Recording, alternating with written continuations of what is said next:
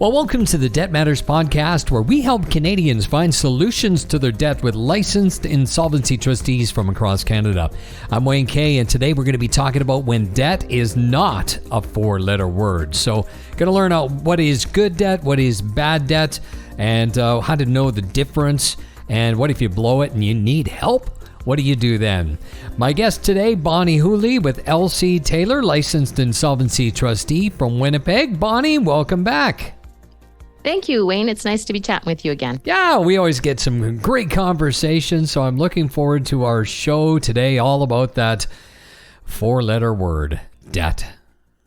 Yeah, I picked that topic because whenever I tell people what I do for a living, and I say, I help people with debt, it's like I said, I help, dead people. And I always think of that show or that movie, The Sixth Sense, where the guy goes, I see dead people. And I think, yeah, that's me. I see dead people, but I want to help people with debt, and I want to help people avoid falling into the pitfalls that debt can have. And I want people to have a healthy respect for debt, but also see that they could use debt to their advantage. So I thought it's time to put a more positive spin on dealing with debt so that it's not the scary four-letter word. Mm-hmm. So where would you like to start today when it comes to this four-letter word? I think I'd like to start with some basics. So people assume that there's good debt and bad debt. And so as long as I stick with, good debt, then I'll be okay. But it's not as simple as good debt and bad debt, because one of the things I want to talk about is that good debt can turn terribly wrong for you. And I sometimes see that with, clients that I deal with. And also bad debt, or what's considered bad debt, you can make work to your advantage if you're really wise and are careful with things. So basically, people traditionally think that debt is good or may be good if it has the potential to increase your wealth. So the standard example of that is a mortgage. And traditionally, people think that debt is bad if it's used for items that are consumed, because it rapidly deteriorates in value. And the traditional example of that is a credit card. And so I want to show that not always are mortgages or homes a good debt, and not always are credit cards a bad debt. Okay. Well, these days, I don't know if you remember back in the day, a lot of people would say, we don't want any debt at all. We'll save up to buy a car. Well, a house was pretty much the only thing, but back then you could buy houses for $100,000 or $200,000.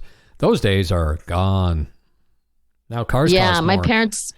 My parents were of that generation where, they avoided debt at all costs, except they did eventually cave and bought a home. And they were very fortunate because their home increased in value. And so it turned out to be a good debt for them. Often some people who buy homes, they'll, say, well, what do I qualify for?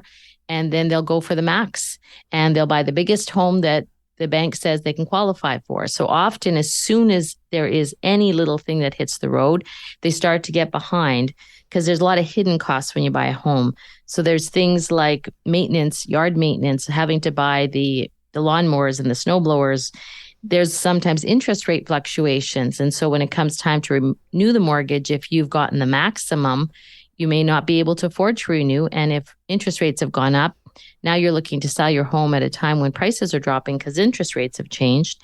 And also, if you always mortgage to the max and you run into trouble, you can't make your mortgage payments. Now you have a massive debt that you're falling behind on. Mm-hmm. And gets really hard to get caught up on. Mm-hmm. It's unbelievable how much a house can actually end up costing. Yeah. Like sometimes for many people, renting is, a better investment of their money, because there's, taxes. And if you're in a condo, there's condo fees, and then there's repairs and maintenance, and people don't often put aside money for that or plan to put aside money for that. So a home is a lot more expensive than it appears on paper. But it can pay off, because if you purchased a home and you didn't max it out and you had money for, a lot of the extras that a home can often cost, the increase on the home, if homes go up by 1% in value or 2%, which is pretty modest, you've got the value of your home increasing by that amount rather than just the value of your investment. increasing by that amount. So in those situations, home purchase can work wonderfully for you. So sometimes it's a bit based on the market, hanging in there, making sure that you haven't overextended yourself. What are prices like in Manitoba? Home prices in Manitoba are pretty good. I would think that we are probably among the lowest in the country. And traditionally in Manitoba, home prices don't drop. I think ironically, the last time home prices dropped in Manitoba was when the previous Trudeau was prime minister. Oh. And then the second time they dropped was when this Trudeau was prime minister. And ironically, I don't think it had anything to do with the fact that it was Trudeau. It's just like a good marker. But in Manitoba, it's a good investment to buy a home generally because we don't drop in value, but we don't increase substantially or quickly either. So it's a very solid, slow-growing investment. Mm-hmm. Okay, well, so that's a good thing, because if you come to BC and you look at the housing prices, when we're talking about bad debt, good debt, and maxing out, it's can be easily 700,000-800,000 and up is where you're starting. So it's a completely different ballgame. So when we talk about debt, so you say a house isn't always good, but it isn't always bad. It's kind of depends on your situation. And I guess it would be how much you're able to put down. Are these things that people need to be aware of before they go to purchase? Yes, some things you have control over, like, not always getting the biggest mortgage you can afford. Also not amortizing to the max, like limit your amortization, because otherwise all you're doing is paying interest. And also making sure that your budget has room for unexpected expenses, because the one thing you can count on when you're a homeowner is unexpected expenses, and insurance does not cover everything. So if you do those things, then generally buying a home could be a good investment. Now, obviously, there are things that can happen where both of you lose your jobs. You own a nice business and a pandemic hits. There's things that no matter how well you plan could set you back, and, you could lose your investment. But generally speaking, if you are cautious in your investment on a mortgage and, you put money aside for emergencies and, don't try to live beyond your means, then it'll be a pretty good investment for you. And it will be considered good debt because what you're paying in principal every month instead of paying it in rent is growing for you, so that when you choose to sell your home or retire, that money is sitting there waiting for you. Mm-hmm. And so when is getting into debt kind of a bad thing? Now, credit card debt is traditionally viewed as bad. So I want to talk about that a bit, right? Interest rates are ridiculously high, even though they may not seem that way, but because the way they compound the interest, you end up paying for things 10 times over.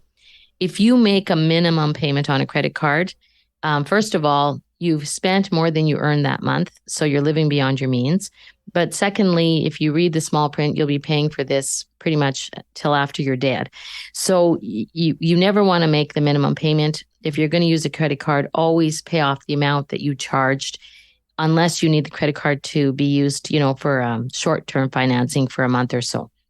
But if you use it for short-term financing for a month or so, that's not good debt. There's better ways to borrow money than to use a credit card. So the only good way to use a credit card is to pay off the entire balance at the end of each month.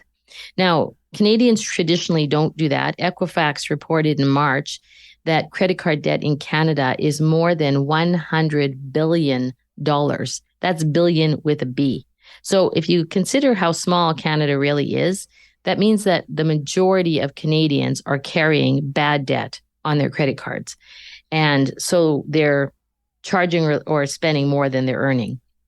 Now, I want to also tell you how you could make a credit card work for you. If you're a good budgeter, which from my conversations with you, Wayne, I'm pretty sure you are, this is one way that you could make money using a credit card. If you traditionally spent about, I'll just use the number $5,000 a month on your monthly living expenses, and you got a credit card that didn't charge you an annual fee, then what you could do is basically charge everything on your credit card. So your $5,000 is now charged. And at the end of the month, pay off the entire credit card and then do it again the next month. what you've done is you've kept your original $5,000 that you would have kept to spend during the month, and you've deferred using that money to pay off your credit card indefinitely. So if you were extremely wise, you would take that $5,000, invest it in an interest-bearing account, then always pay off your credit card on time. And you could be using the credit card to make interest on the money that you invested. So it's a little convoluted. You'd have to be very disciplined to do that. But the main point is that even though traditionally credit card is viewed as bad debt, it doesn't have to be bad debt if you use it appropriately. What about all the points? That's kind of what I was thinking of, is they try to get us with points. And for the longest time, I just kept saying, no, thank you. But eventually I did cave and get one with, I think I get a cashback one and one at a grocery store. But otherwise, I'm still of the mindset, I don't really like using my card. See, with the cashback, personally, I use a cashback card. It has an annual fee, but the amount that I charge is going to, like that. The annual fee that I pay for my credit card is far less than I get in cashback. Mm-hmm. So in my situation, not only am I deferring, I'm going to use $5,000 in expenses indefinitely, I'm also earning cash back that's more than my annual fee is, because I actually leave it on the card to make sure it's there to cover the annual fee. And then I know what's bonus over and above that. So if you use the card all the time and pay off the entire balance every month, you actually can make money using a cashback card. Okay. I'll work on it. I know. See, it's that connotation that debt is a bad word. Right. Now, what about getting into debt for, good things? What would that look like? Okay. So the main good one, obviously is the house, but there's other things like, RSPs, GICs, anything that's going to grow in the market traditionally are considered good debt. But the other thing to be cautious of is that no matter how much you plan, how well you do, life can happen and things can go south. So you may have to, cash out your RSPs because you're unemployed for more than 3 months and the EI isn't covering your expenses. Or you may have to sell the house and downsize, because life happens. So although those are good investments, don't be afraid to try them. Don't ever try them with a high level of risk, because otherwise, you'll be a client of Bonnie's, which I meet with people that have financial trouble. And if you are cautious, or you weren't cautious in the past and you want to be cautious, but if any time you find yourself, I'm in over my head, I got to get my debt under control, get it back on track, so that I can do these things better and properly or start again because life happened.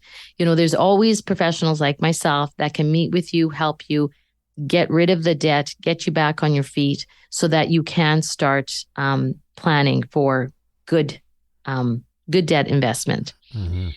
Okay. And when we talk about this, life happening and stuff. So sometimes, you will have bad debt. Is there a way to take that bad debt and make it into good debt, or no? Well, sometimes you have to sacrifice your credit rating to do that. So if you had, let's say, a credit card that was bad debt, we do meet people sometimes that have built up a lot of equity in their house, but meanwhile, they've been spending on their credit cards beyond their means.